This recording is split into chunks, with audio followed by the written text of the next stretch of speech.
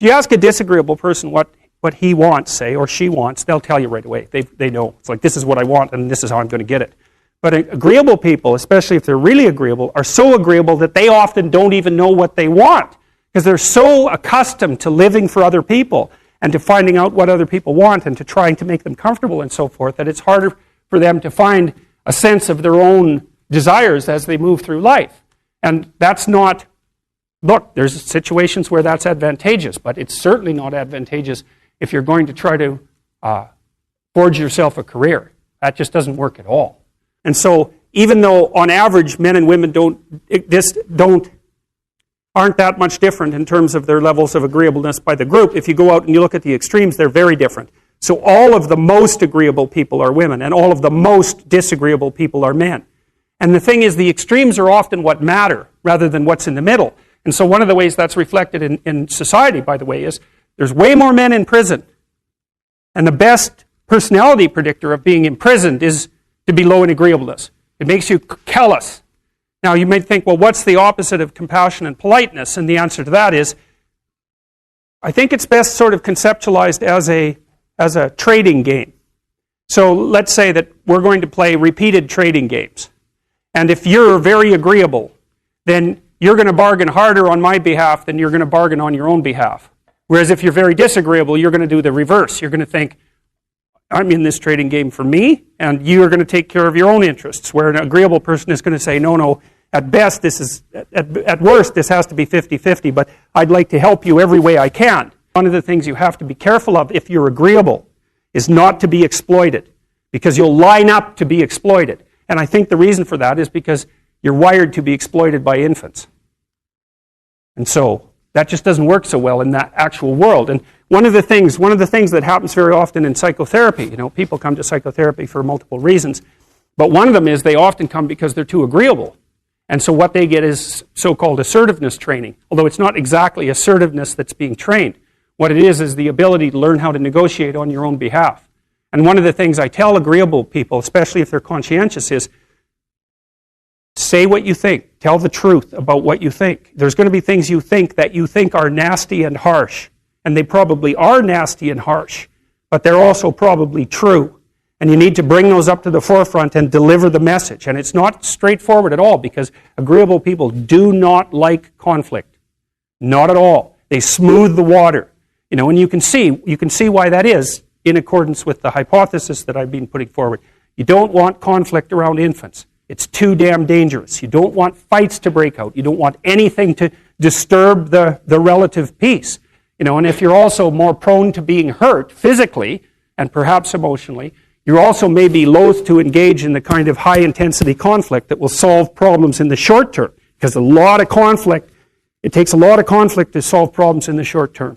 And, if that can spiral up to where it's dangerous, which it can if it gets uncontrolled, it might be safer in the short term to keep the waters smooth and to not delve into those situations where conflict emerges. The problem with that is it's not a very good medium to long-term strategy, right? Because lots of times there are things you have to talk about because they're not going to go away. And the advantage to having a well-socialized, disagreeable person is that they really don't let much get in their way.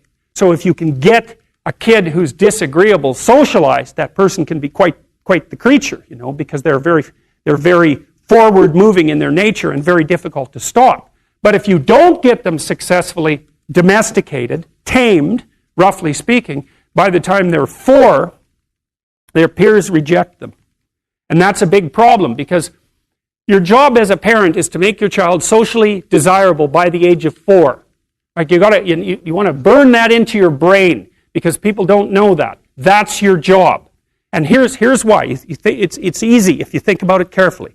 So you imagine you've got a 3-year-old child, so sort of halfway through that initial period of socialization, and you take that child out in public. Okay, what do you want for the child?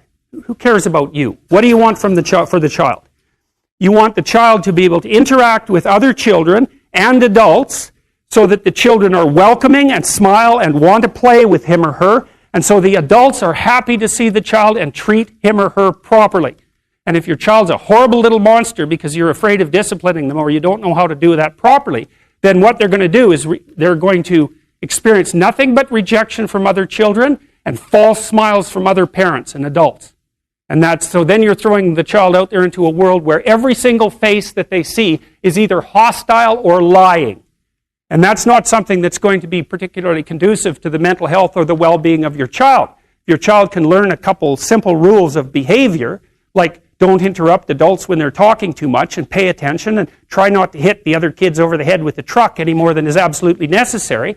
And share and play properly. Then when they meet other kids, the kids are going to try out a few little play routines on them, and that's going to go well, and then they're going to go off and socialize each other for the rest of their lives. Because that's what happens, is that from 4 years old onwards, the primary socialization with children takes place among other children.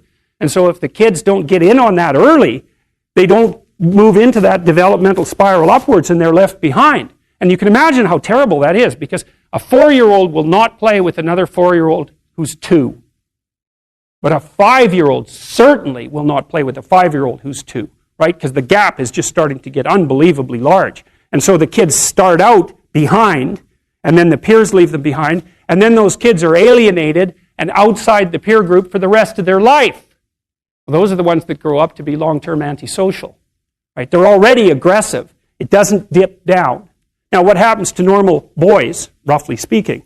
Imagine the aggressive 2-year-old types. They get socialized, so their level of aggression goes down, and then they hit puberty and testosterone kicks in, and bang, levels of aggression go back up.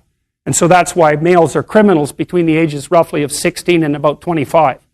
And it matches the creativity curve, by the way. It's so cool. If you look at the spike of creativity among men, 16 to 25, and it starts to go down, criminality matches that absolutely perfectly. So that's quite cool. So the testosterone levels raise the average level of aggression among men. It's more dominance than aggression, actually, and testosterone is by no means all bad. And then it starts to decrease at about age 25 or 26, which is usually when men stop staying up late at night, stop drinking as much, develop a full-time career, and take on the burdens and responsibilities and opportunities that are associated with a long-term partner and family.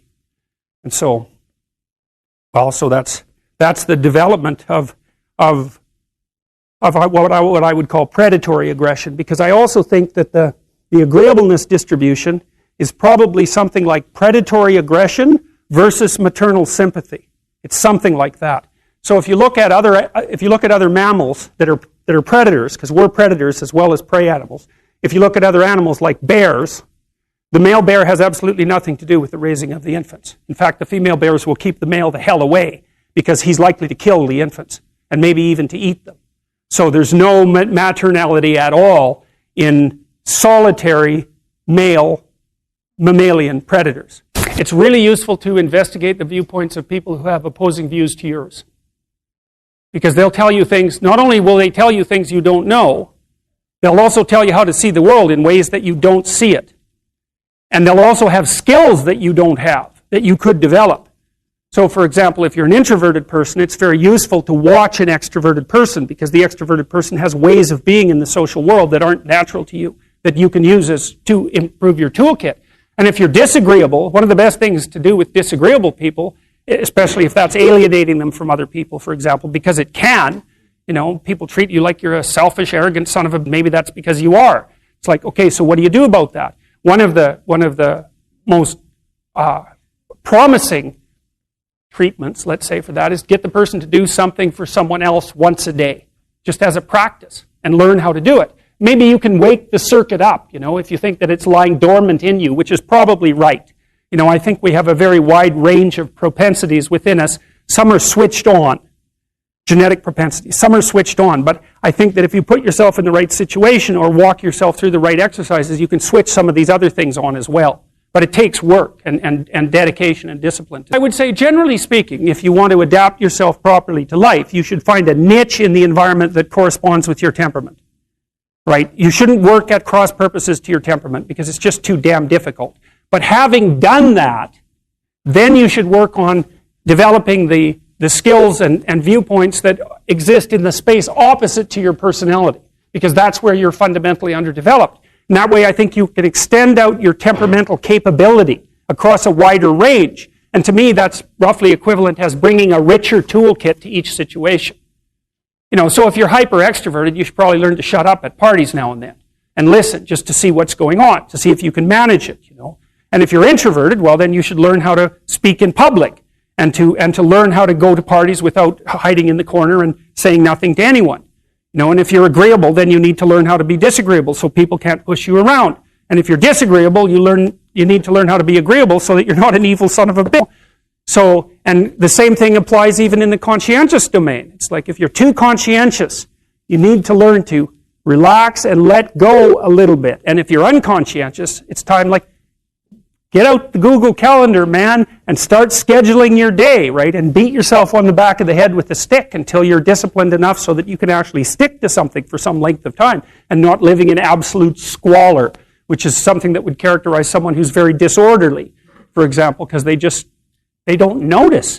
It doesn't bother them, disorder. It's like maybe they can see it, but it doesn't have any emotional valence, and so it doesn't have any motivational significance. So the other thing you might want to think about too, if you're choosing a partner, is try not to choose someone who's too distant from you on the temperamental variables, because you're going to have a hard time bridging the gap. It's hard for an introverted person and an extroverted person to coexist. And it's really hard for an orderly person and a disorderly person to coexist because they will drive each other nuts. Why don't you pick up? Why are you so obsessed by it?